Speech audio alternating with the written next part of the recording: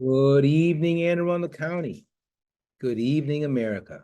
Welcome to what I believe is our 40th episode of Promoting Don't Get Fooled Again with Class. I'm your host, Anthony Bynum. The name of our production company is the Glen Burnie Players. We want to start off with an apology. Last week, we were unable to produce a show. There are times when a son has obligations that he has to fulfill. We're here this week, and I'm very happy to be here. Again, these are exciting times in Anne Arundel County. So we want to start off with some shout outs. So first is to our affiliates, the people who run our show. So there's Amherst Media, they're in Amherst, Mass, they're cable access up there. Then we also have Greenbelt Cable Access, which is PG County's cable access channel. And of course, Anne Arundel County Cable Access TV, or AAC TV. So thank you all for running our show. The show that's being run here in the Anne Arundel County area is Talking Tech with Friends. This is our most recent episode, and we're going to be getting that out. It's already available on our cable access, and you can just go to at Anthony Bynum 1948. You can see it there. Okay, which brings me to something else very important. Under my control now is Maryland Men of the Cloth. We're preparing that show this weekend to get it out to folks. We've been talking about this for a good 3.5 months, 2-3 months. Sometimes these things can take a little time, but this one we believe is well worth it. We're going to be talking more about that show very, very soon. Okay, as far as this week's show is concerned, research. I want to give credit where credit is due. So as usual, we have used Wikipedia's vast librarical sources, so to speak. But there's a new one, the Historical Marker Database, and also poems.org. So this week, I wanted to pick somewhat of a motherly theme. So I think we need to take a moment to think about what motherhood is. It's important. Where would we be without our moms? Where would we be? Where would we be, that is? So I think the person we're going to most admire fits the bill. Let's go ahead and bring in that person.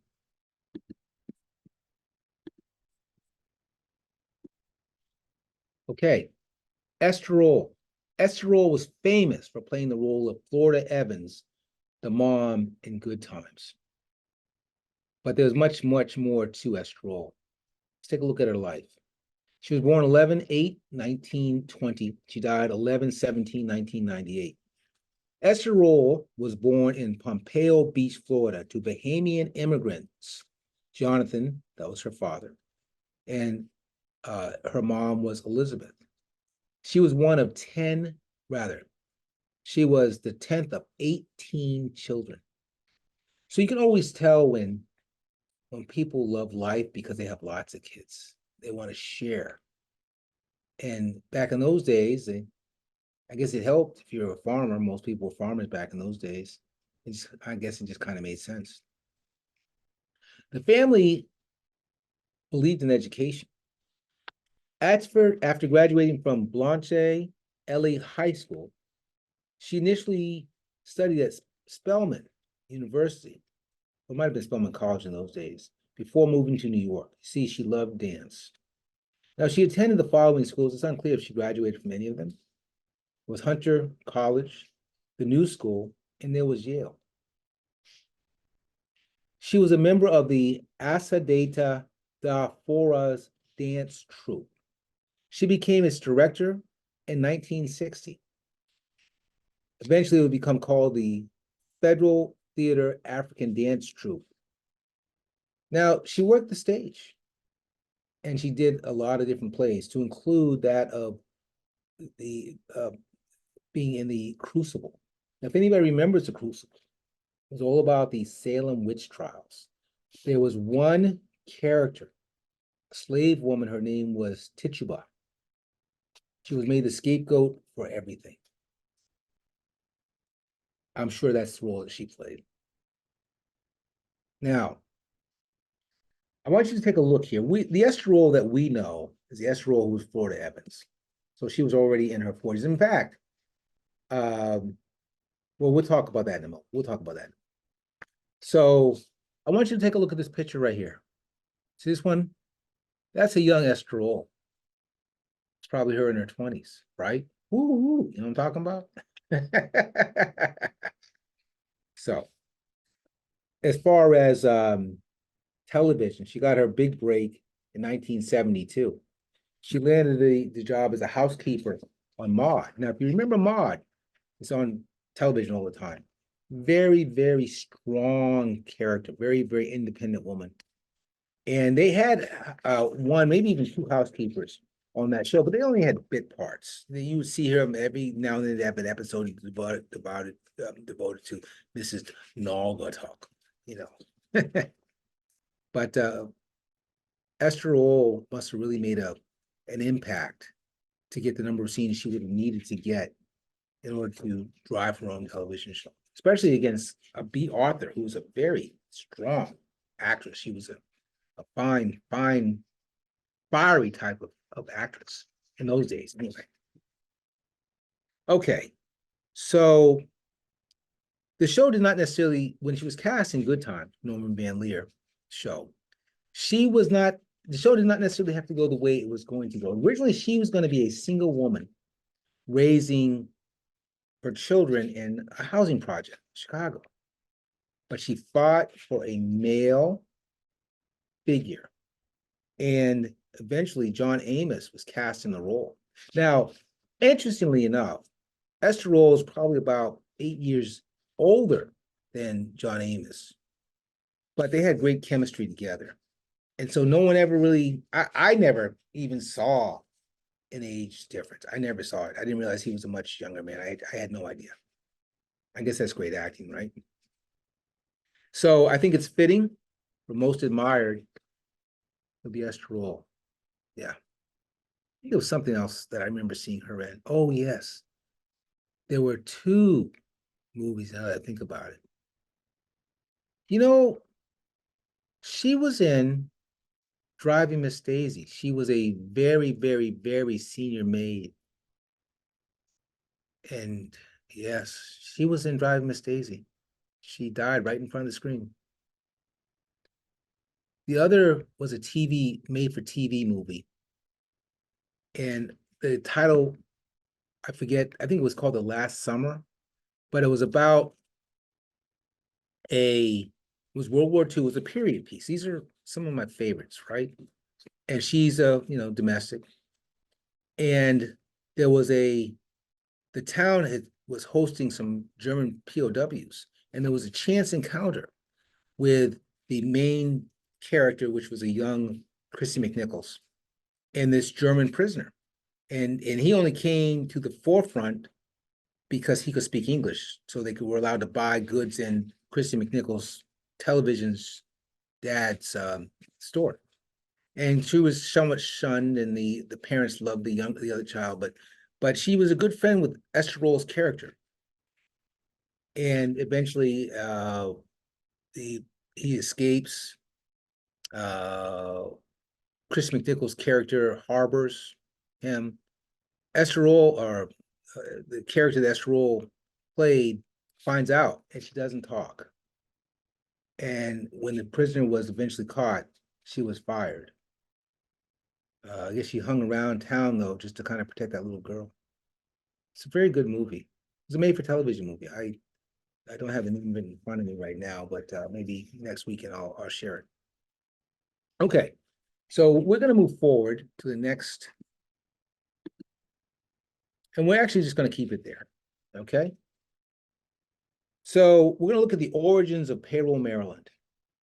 Now, I used to eat in Payroll, Maryland, for many years, all the time. See, I worked right down the street in Annapolis. But I never bothered to ask the story, because it is kind of a weird name. Payroll, as in parole. Actually, it's pronounced parole, is how it's pronounced. So let's talk about this story. So Maryland was a border state during the Civil War. They were a slave state. However, they did not secede from the Union.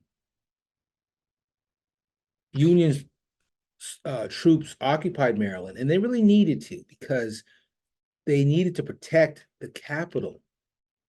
And that brings us to parole. So parole is in a very unique location, right?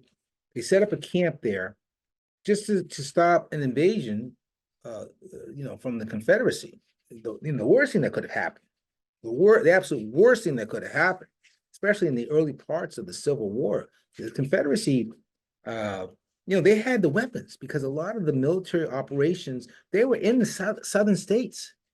So, they had arsenals there. I mean, hey, the worst thing that could have happened was for Confederate attack to lay waste to the Capitol, capture the president, and make the Union give up. Whoa, that would have been something. Wow. You never know what can happen in history, but it didn't happen. And part of the reason it didn't happen is because there's a camp and parole. Now they set up a place for prisoners there too. And it was actually kind of a swapping area because you could do prisoner exchanges. At some point in time, free Black slaves started coming to parole, looking for work because there was work there. And they never really left. They never really left. There are lots of descendants right there in payroll from the Civil War, from those times. So that's the story of parole, Maryland. So we're going to stop with the sharing at this point. We have one more thing we want to do. And it's time for our poem. Our poem is, again, we borrowed from the poet.org. This writer was Francisco Aragon. It was written for his mother, who lived from 1932 to 1997. It's called Jugglers. Jugglers. She and I on a bench eating prawns. The first day of her 50th year, and she points at two street performers about to juggle fire, and a distant summer morning surfaces afloat on the light wind blowing off the bay. Older sisters in the dark, hiding as Big Brother parades around the house, his hands outstretched, clutching large candles. I'm on a search, he shouts, marching from room to room till he finds them huddling in a jungle of clothes, beckons flickering as flame hot wax begins to flow across his fingers while she is walking to Central Aldo, her head brimming with praises. The word she needs so she can quit sewing, land a job in a bank, and the sitter arriving minutes late, finding us wet and trying to save a coat, a dress, a shirt, a small one. Nothing the green hose in the frantic assembly line of buckets doesn't eventually douse, leaving walls and curtains the color of coal. Mira, she grasps, her left hand wrapping my shoulder, still pointing with the right as the torches from one juggler to the other begin to fly. And again, that's called The Jugglers, written by Francisco Aragon. So everybody, again, exciting times here in Anne Arundel County. Exciting times. Talking Tech with Friends is available now. Very soon, Maryland Men of the Cloth will be available. So until next time, again, my name is Anthony Bynum for the Glen Burnie Players. Bye-bye.